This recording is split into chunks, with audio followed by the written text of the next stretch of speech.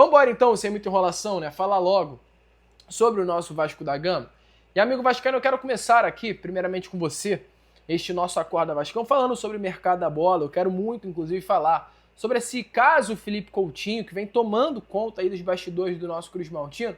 Mas antes eu quero falar sobre o mercado, porque temos algumas informações e a informação é sempre prioridade aqui no nosso trabalho, no nosso canal. Primeiro, Paulo Henrique, o lateral direito PH. Um jogador que tem, de fato, certa moral com a torcida Cruz Maltino, um atleta de seleção brasileira que teve um 2025 muito bom, principalmente ali no meio do ano, conseguindo conquistar a própria convocação, ir bem, vestindo a camisa amarelinha nos amistosos que aconteceram durante a temporada passada.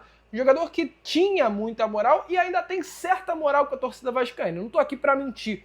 A moral que o PH tinha em determinado momento já foi maior, é menor hoje. O PH não é esse atleta que está nas graças da torcida Cruz Maltino e isso é de fato uma grande realidade. Entretanto, é ainda um jogador importante, é uma peça importante para o Cruz Maltino, olhando até a temporada de 2026. E hoje o mercado, ele olha para o PH e vê certo respeito. Olha para o PH e vê um lateral de seleção brasileira.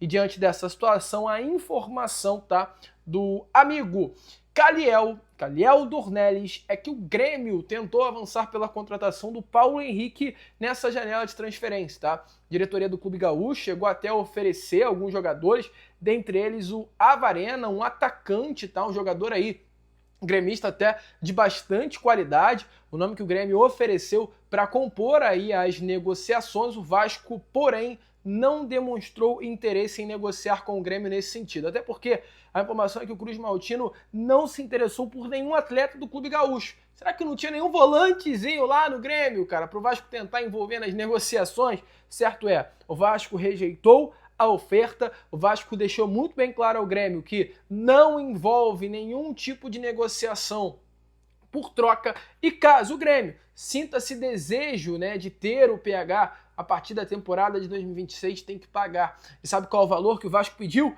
10 milhões de euros, algo em torno aí, amigo torcedor Cruz Maltino, de 60 milhões de reais, mais de 65 milhões de reais é o valor pedido pela diretoria Cruz Maltina para liberar o Paulo Henrique. Até o momento as negociações não avançaram, a expectativa é que diante dessa alta pedida o Grêmio não avance nas tratativas. O PH é um jogador muito valorizado e não se surpreendam, tá? Se algum clube aí na janela de transferência, principalmente do meio do ano, tentar tirar o PH do nosso Vascão. Um bom jogador, um bom atleta que teve uma temporada de 2026-25 muito boa, fechou o seu 2025 mal, mas a gente espera que, é claro, o PH volte com tudo, porque foi uma peça muito importante.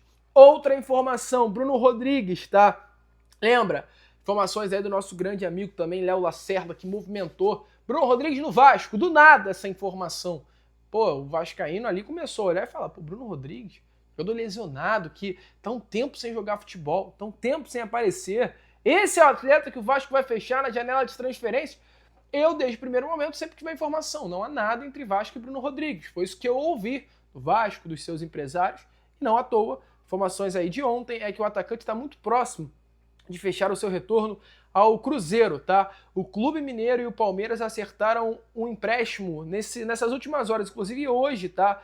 Segunda-feira é a data que o Bruno Rodrigues é aguardado em Minas Gerais para assinar esse contrato aí com o Clube Mineiro. Bruno Rodrigues, inclusive, que se destacou muito aí no Cruzeiro na Série B do Campeonato Brasileiro de 2022. Jogador que está em baixa no Cruzeiro, foi oferecido aí pelos seus representantes ao Clube Mineiro, né?